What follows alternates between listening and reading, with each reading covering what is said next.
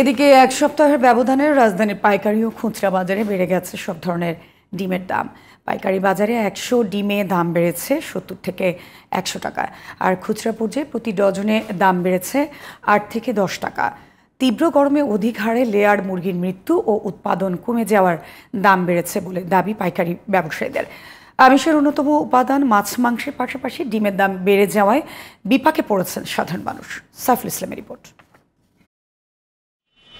গত সপ্তাহে কারওয়ান বাজার ও তেজগাঁও রেলগেট সংলগ্ন পাইকারি বাজারে প্রতি পিস ডিম বিক্রি হয় 9 টাকা 50 পয়সা থেকে 10 টাকার মধ্যে। এক সপ্তাহের ব্যবধানে সেই ডিম আকার ও মান ভেদে বিক্রি হচ্ছে 10 টাকা 90 পয়সা থেকে 12 টাকা পর্যন্ত। 1090 লাল এটা লোকাল ডিম আর কি, যেটা ছোট খামারের। আর এমনি সাদা ডিম 40 না 1040। আজকে যেমন 1090 টাকা 80 টাকা বেচা হয়েছে, আবার কোম্পানির ডিমের দাম কিন্তু বেশি। এটা কিনার উপরে বিক্রি হয়, যেই কোম্পানির যে রেট হয় ওই রেট হিসাবে বেচা হয়। একটা ডিম যদি 12 টাকা কিনে তো কয় টাকা বিক্রি করা যায়? তা পাবলিক তো ওখানে কিছু করার না, আমরা নিতে আসি, নিয়ে যদি দাম বেশি চাই আমগুলোকে পাবলিক বিলা। পাইকারি বাজারে বাড়তি দামে প্রভাব পড়েছে খুচরা বাজারেও।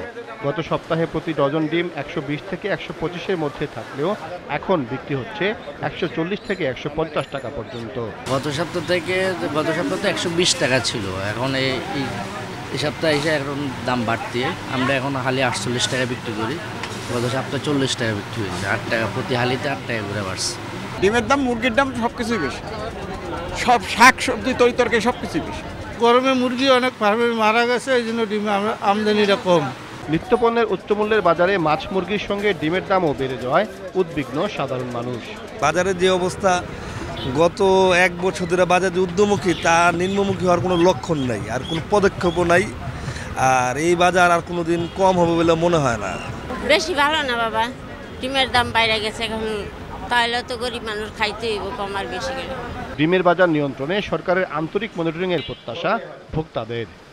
Saiful Islam, GTV news, Dhaka.